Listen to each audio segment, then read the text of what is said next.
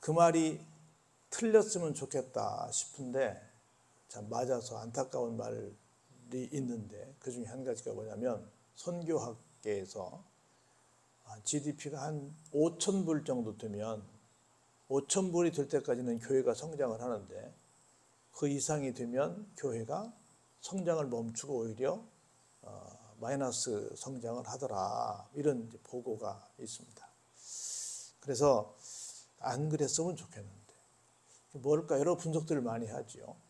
근데 그 중에 많은 이유가 있겠지만 한 가지가 교회에서 복에 대한 가르침을 잘못 가르치지 않았을까. 그 중에 한 가지가, 예를 들어서 교회 오면 복 받습니다, 뭐 돈도 많이 벌게 되고 뭐 진급도 하게 되고 뭐 여러 세상에서 말하는 출세를 하고 잘 됩니다. 그러니까 교회 오시오. 또 교회 오면 때로는 뭐도 줍니다. 뭐 그렇게 하니까 세상에서 필요한 것들을 채워주니까 교회 가면 그래? 그래서 왔는데 진짜 잘 되네. 막 이것저것 뭐 서로 도우니까요. 여러 기회가 많잖아요. 그래서 이제 잘 살게 됐어요. 이전보다는 잘 산다는 말이 좀 여러 해석이 가능하겠지만, 다양하겠지만, 이전보다는 제가 처음 교회 왔을 때만 잘 살게 되니까 바빠지잖아요. 돈도 벌어야 되고 이것저것 버리는 일도 많이 해야 되니까. 그러다 보니까 점점 교회 나올 시간이 없게 되지 않았을까. 그러니까 복이 이렇게 내가 복 받았어, 목적을 달성했잖아요. 그것도 맞는 말이긴 한데, 궁극적인 복은 제가 볼 때는 두 가지거든요. 하나는 구원받은 것이고, 두 번째는 구원을 받았으면 하나님과 온전한 관계를 설정한 거거든요. 하나님과 온전한 관계를 설정한다는 것은 하나님께 예배드리는 사람이 됐다는 거거든요. 그러면 신앙이 깊어지면 깊어질수록 더욱더 교회를 더 많이 나오는 사람이 되는 것이 정상적인 복을 받은 사람의 모습인 것이 분명한데, 복을 좀 부분적인 복만 받아가지고 그 복을 오히려 화로 전환시키는 안타까운 모습들이 많이 있지 않나 하는 생각을 많이 해봅니다. 그런 한국교회의 모습과 또 전 세계에 점점 잘 살게 되어지는 나라들의 공통적인 모습들을 선교학계를 통해서 보고를 받으면서 이건 참 슬픈 일이다. 그런데 해 아래 새 것이 없다고 이 호세아 시절에도 똑같은 상황이었다는 것을 우리에게 보여주고 있습니다. 한번 볼까요? 이스라엘은 열매 맺는 무성한 포도나무라. 얼마나 좋아요. 막 무성한 포도나무. 여러분들 그 모든 과일나무는요, 과일을 맺게 하기 위해서는 반드시 이파리가 필요해요. 이파리가 여러 작용을 해줘야만, 다시 말해 이파리가 막 활동을 해서 에너지를 공급해야만 열매가 이렇게 잘 튼실하게 익거든요. 그래서 무성한 그런 나무가 됐다라고 한다는 것은 풍성한 풍년을 가져왔다, 그렇게 말씀드릴 수 있습니다. 그런데 희한한 일이 생겼어요. 그 열매가 많을수록 재단을 많게 하며 그 땅이 번영할수록 주상을 아름답게 하도다. 이 주상은 쇳덩어리로 만든 우상 덩어리죠. 그러니까 1절의 말씀은 하나님을 향해서 예배를 많이 드린다는 거예요. 우상을 향해서 우상 숭배를 많이 한다는 거예요. 후자죠. 웃기는 것은 여러분들 그 선거 때나 특별할 때 사람들이 막 가서 점을 많이 치잖아요. 점을 치는 때에 내는 걸 복채라고 그러잖아요. 복채가 많겠어요? 교회에 내는 헌금이 많겠어요? 복채가 더 많다고 그래요. 우리나라가 막 기독교인들이 굉장히 많고 막 세상 사람들이 도처에 교회가 왜 이렇게 많냐고 할 정도로 막 천지가 교회고 막 순천지가 막 목사님, 권사님 가서 길 가다가 권사님 그러면 다 쳐다봐. 다 어디 놀러 간 사람들 보면 다 권사님, 주사님 다 쳐다봐한다. 그렇게 교인들이 많은데 그렇게 점치는 사람들이 더 많은 그런 희한한 세상. 요즘 같은 이런 최첨단 과학문명 21세기에 누가 그런 데 가겠습니까? 가는 사람들이 너무 넘친다니까요. 그리고 혹자는 말하기를 기독교인들이 안 오면 점치는 집은 망한다는 거예요. 이게 무슨 말이냐고요. 이게 똑같은 얘기 나오는 거예요. 이게. 잘 살면 잘 살수록 어디를 가더라? 우상을 찾아가더라. 잘 살면 잘 살수록 교회 와서 이 모든 것이 하나님의 은혜입니다라고 와서 감사해야 되는데 안 그렇다는 거죠. 사실은 우리나라 역사를 보면 지금 대한민국이잖아요. 직전에 대한제국이었잖아요. 그 전이 조선이었잖아요. 1884년에 복음이 들어왔으니까 조선 말기부터 시작해서 대한제국부터 시작해서 지금까지 대한민국까지 이렇게 우리나라를 반만년 유구한 역사 가운데 새롭게 변화시킨 이 일은 절대적인 역할은 누가 했어요? 기독교가 했어요. 유교가 했습니까? 불교가 했습니까? 천부교가 했습니까? 단군교가 했습니까? 우리나라 수없이 많은 여러 종교들이 있는데 결정적인 역할은 누가 했어요? 기독교가 했어요. 그러니까 조선 말기나 또는 대한제국이나 대한민국은 기독교 역사를 빼놓고는 이야기할 수 없어요. 그럼 우리가 이렇게 우리 그런 말 하잖아요. 단군 이래 이렇게 잘 살아본 적이 없다고. 우리 맨날 그 얘기 하잖아요. 그렇다고 한다면 누구한테 감사해야 돼요? 하나님께 감사해야죠. 애국가에도 하나님이 보호하사 우리나라만 이제 그렇게 했잖아요.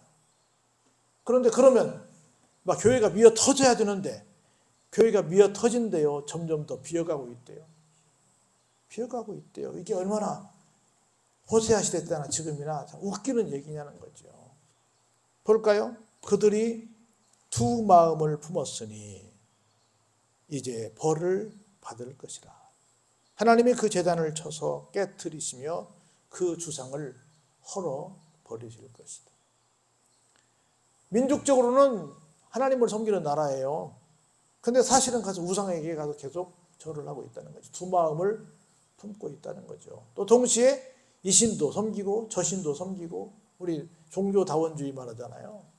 그렇게 막 아무나 나한테 복만 주면 다 섬기겠다, 다 믿겠다 하는 그런 모습들을 계속 보여주고 있는 것을 여기서 말씀하고 있는데 오늘날도 같다는 거죠. 정치인들 보세요. 저 사람이 언제는 기독교인 같기도 하고 언제는 불교 신자 같기도 하고 언제는 천주교 신자 같기도 하고 언제는 뭐 같기도 하고 도대체 정체성을 모르겠는 거야. 어떤 때는 가서 막 제사도 지내고 막 다 해. 뭐만 나온다면? 표만 나온다면. 똑같은 얘기 아니에요. 항상 면마음을 갖고 살아가고 있다는 거지요. 그런 사람들 하나님께서 다 어떻게 하겠다? 그들이 섬기는 주장들을 다 부셔버리겠다라고 말씀을 하시는 겁니다. 그러면서 그들이 뭐라고 말하냐면 그들이 이제 이르기를 우리가 여호와를 두려워하지 않습니다. 그러므로 여호와는 지금까지 우리의 왕이었는데 우리에게는 왕이 없습니다. 그러므로 왕이 우리를 위해서 무엇을 하겠습니까? 다시 말해서 하늘 무서운 줄 모르고 내 마음대로 하고 살고 있다는 거죠. 요즘 여러분 살면서 그런 얘기 들어봤어요? 옛날에 우리 어렸을 때 어른들은 그런 말씀하셨어요. 이 사람아 하늘 무서운 줄 몰라 이렇게 어른들 말씀하셨어요. 지금 그렇게 말씀하시는 분 계시나요? 안 하죠. 하늘 무서운 줄을 모르고 사는 거지요. 그래서 볼까요? 그들이 헛된 말을 내며 거짓 맹세로 언약을 세우니 그 재판이 밭 이랑에 돋는 뭐 같아요? 독초 같아요. 우리 굉장히 나라를 향해서 세상을 향해서 불만적인 요인 중에 하나가 뭐냐면 판사들의 이상한 재판들이 얼마나 많아요. 막 끔찍한 죄를 졌는데 집행유예로 나와. 막 사람을 죽였는데 몇 년 안 받아. 막 끔찍한 죄를 졌는데 돈 몇 푼 주면 다 나와. 막 이런 모습 보면서 어때요? 얼마나 화가 나요. 이런 일들이 있어요, 없어요? 있어요. 마치 밭 이랑에 돋는 독초 같은 이상한 일들이 막 생기고 있다는 거죠. 그때 그랬는데 지금도 똑같은 일을 하고 있는 거예요. 그래서 우리는 보통 사람들은 500만 원도 싼 건 아니지만 보통 변호사 선임하면 500만 원 정도 해가지고 이렇게 법정에 나가는데 부자들은 얼마씩 사요? 억대를 사요. 막 변호사를 사용해 변호사 단체를 사요. 그래갖고 막 싸워. 그게 말이 돼요? 나는 그 로펌을 사가지고 하는 사람들은, 로펌 하는 사람들도 과연 하나님이 어떻게 생각하실까 생각이 들어요. 억울하면 정말 목숨 걸고 변호해 줘야죠. 억울한 사람은 진짜. 그런데 진짜 죄인을 변호하는 사람들은 물론 누구나 다 변호는 받긴 받아야죠. 근데 그 죄가 있는데 죄가 없는 것처럼 뒤집어 씌워서 반대되는 경우도 많잖아요. 피해자 가해자가 바뀌는 경우도 있잖아요. 이런 일은 안 된다. 사마리아 주민이 벳 아웬의 송아지로 말미암아 두려워할 것이라. 벳은 집이란 뜻이에요. 우리 벳엘 그러잖아요. 하나님의 집이란 뜻이잖아요. 벳 아웬은 아웬의 집이라는 거죠. 송아지로 말미암아 두려워할 것이라. 그 백성이 슬퍼하며 그것을 기뻐하던 제사장들도 슬퍼하리니 이는 그의 영광이 떠나갔기 때문이다. 누구를 섬겼다는 거예요? 송아지 우상을 섬겼다는 거지요.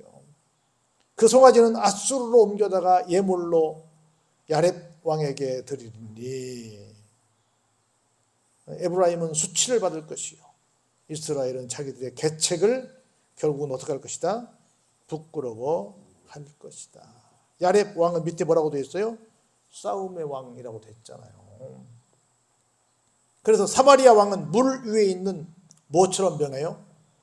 거품같이 멸망하고 말죠. 여러분들 거품, 물 위에 있는 거품 많이 봤어요? 요새는 잘 못 보죠. 옛날에는 이렇게 처마에서 물이 막 떨어졌어요. 처마 끝에 지프로 만든 이 처마 초가집에서 물이 떨어집니다. 그러면 거기에 꼬랑이 쭉 생겨요. 그러면 비가 좀 천천히 오면 그게 톡톡 떨어지면서 물방울을 탁탁 만들어냅니다. 얼마나 이쁜지 몰라요. 근데 물방울이 착 만들어졌는데 그 물방울이 어떠세요? 조금 있다가 다 터지지. 지금은 그런 그림 도시에서 잘 못 보죠. 근데 그렇게 물방울이 만들어졌는데 물방울이 아무리 이뻐도 다 터지는 거예요. 그렇게 연약한 존재가 된다는 겁니다. 이스라엘의 죄 곧 아웬의 산당은 파괴되어 가시와 찔레가 그 제단 위에 날 것이니 그때 그들이 산들어 우리를 뭐라 그래요? 가리라. 작은 산들어 우리 위에 무너지라 할 것이다. 주님 오실 때 그렇게 말한다잖아요. 나를 좀 가려달라, 나를 좀 숨겨달라 막 한다고 그러잖아요. 그 일이 똑같이 주님 오실 때 일어나는 그 일이 이때도 일어나서 사람들이 아이고야 우리가 엉뚱한 짓 했네 라고 말할 때가 온다는 말씀을 하고 있는 겁니다. 그런 걸로 볼까요? 이스라엘아 내가 기브아 시대로부터 범죄하더니 옛날부터 범죄하더니 그 말입니다. 지금까지 죄를 짓는구나. 그러니 범죄한 자손들에 대한 전쟁이 어찌 기브아에서 일어나지 않겠느냐. 그러니까 우리 늘 기도하고 있어요. 좋은 왕이 좀 뽑혔으면 좋겠다. 그랬는데 좋은 국민들이 생기면 좋은 왕이 뽑힙니다. 나쁜 국민들이 많으면 나쁜 왕이 생깁니다. 우리는 제발 전쟁이 안 나기를 고대합니다. 그런데 전쟁이 날 수도 있습니다. 여기 그랬잖아요. 어찌 전쟁이 기브아에서 일어나지 않겠느냐. 어찌 하나님께서 심판을 내리시지 않겠느냐라고 하는 겁니다. 내가 원하는 때에 그들을 징계하리니 그들이 두 가지 죄에 걸릴 때에 만민이 모여서 그들을 치게 될 것이다. 어떤 게 죄인지 볼까요? 에브라임은 마치 길들인 암소 같아서 곡식 밟기를 좋아하나 내가 그의 아름다운 목의 멍에를 메우고 에브라임 위에 사람을 태우리니 유다가 밭을 갈고 야곱이 흙덩이를 깨트리리라. 정상대로 잘 돌아갈 때는 그렇죠. 그래서 너희가 자기를 위하여 공의를 심고 인애를 거두라. 너희 묵은 땅을 기경하라. 지금이 곧 여호와를 찾을 때니 마침내 여호와께서 오사 공의를 비처럼 너희에게 내리시리라. 우리 온유한 자는 복이 있나니 저희가 땅을 기업으로 받을 것이며 그랬잖아요. 온유한 자는 뭐예요? 주인께서 쓰시기에 아주 잘 훈련된 가축처럼 정말 부드럽고 무슨 일이든 그냥 정말 순수한 마음으로 충성을 다하는 사람을 가리킵니다. 그렇게 하기 위해서 우리가 해야 될 일이 하나 있는데 한번 따라서 해볼까요? 너희 따라서 해보세요. 너희 묵은 땅을 기경하라. 기경이란 말은 그 땅을 갈아엎어서 옥토를 만드는 겁니다.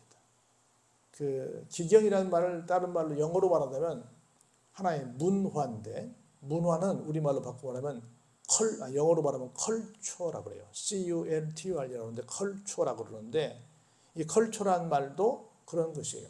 문화라고 하는 말이 글이 되었다라고 하는 거잖아요. 글을 문자에 될 했자니까 모든 사람들이 그렇게 해서 이것은 이렇게 하는 거야라고 모두가 말도 하고 그것이 공적으로 이렇게 문장화된 것을 문화라고 그래요. 근데 그게 뭐가 되겠어요? 이 기경하다가 똑같은 거야. 기경을 해서 아주 정말 박토 이렇게 정말 농사 지을 수 없는 것을 잘 기경해서 다 해가지고 여기다 무엇을 심어도 생산이 되는 그런 좋은 땅, 옥토를 만드는 것. 이것은 이제 컬처, 문화라고 그래요. 우리는 이걸 기경한다 그래요. 땅을 갈아엎고, 농사 지려면 다 먼저 땅을 갈아엎잖아요. 다 쟁기로 갈아엎고 잘 부숴서 거기다가 비료 넣고 물 넣어서 아주 부드럽게 만든 다음에 거기다가 농작물을 심잖아요. 그런 것처럼 우리 무슨 땅을? 묵은 땅을. 묵은 땅. 생산할 수 없는 그런 아주 형편없는 땅을 자갈도 좀 끄집어내고 잡초도 끄집어내고 거기다 또 비료도 주고 퇴비도 주고 해서 농사를 지어 먹을 수 있는 그런 것으로. 근데 무엇으로 기경할 수 있을 것 같아요? 우리에게 쟁기와 썰애와 우리에게 여러 가지 그런 농기는 뭘까요? 하나님 말씀이죠. 말씀으로 나를 다 기경하면 하나님께서 마침내 우리를 공의를 빛처럼 우리에게 내려 주신다는 겁니다. 너희는 악을 밭가라 죄를 거두고 거짓 열매를 먹었나니 이는 내가 내 길과 내 용사의 많음을 어땠다고요? 의뢰하였기 때문이다. 하나님을 의지해야 돼요. 하나님께 의뢰해야 돼요. 군사를 의뢰해야 돼요. 하나님을 의뢰해야죠.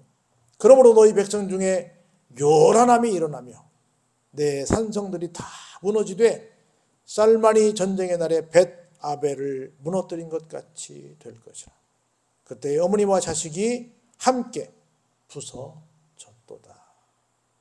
너희의 큰 악으로 말미암아 베델이 이같이 너희에게 행하리니 이스라엘 왕이 새벽에 어때요?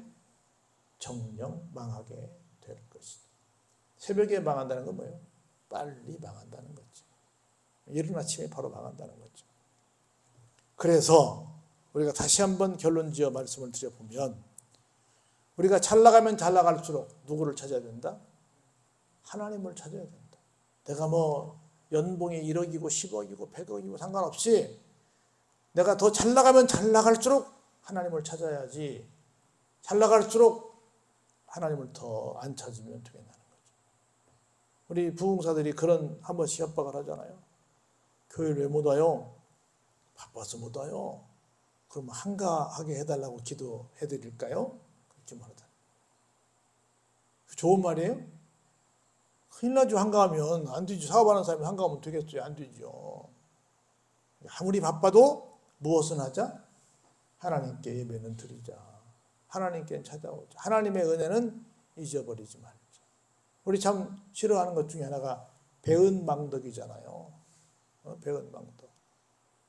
나한테 누가 배은망덕하게 하면 기분 좋아요? 기분 나빠요? 너무 기분 나쁘죠. 그런데 나는 하나님께 배은망덕하게 살아요. 안 된다는 거죠. 그래서 어떤 경우에도 믿음이 깊어진다, 내가 은혜를 깨닫는다 하는 것은 더 많이 교회로 뛰어나오는 겁니다. 더 많이. 옛날에 우리 서울에서 그런 얘기 많이 들었어요. 큰 교회 장로님들은 제주도에 출장을 갔어도 비행기를 타고 와서도 주일은 성수했다. 이런 얘기들을 공공연하게 했어요. 어디 있든 간에 주일은 본교회에서 지킨다고 애를 쓰는. 여러분이 3층에 록펠러 어머니의 기도도 있잖아요. 주일은 본교회 지켜라. 그런 부탁을 했잖아요. 그런 것처럼 우리가 어떻게 살 거냐. 아무리 내 환경이 어떻게 된다 하더라도 절대로 사람들이 가장 싫어하는 게 뭐냐면 건방진 겁니다. 좀 뭐 좀 이렇다 그러면 좀 건방진 모습이 있잖아요. 건방진 모습은 성경대로 말하면 무슨 모습이겠어요? 교만한 모습이지. 그렇죠? 교만은 뭐예요? 패망의 선봉이죠. 더 많이 배울수록, 더 많이 가질수록, 더 많이 출세할수록, 더 세상 사람들이 우러러 볼수록 더 겸손하게 교회에 와서 예배드리는 사람이 되는 것이 마땅한 성도의 의무입니다. 도리입니다. 책임입니다. 근데 뭐 좀 됐다 그러면 교회 와서 안 됩니다. 교회 나오지도 않아요. 안 돼요. 왜 사람들이 이러는지 모르겠어요.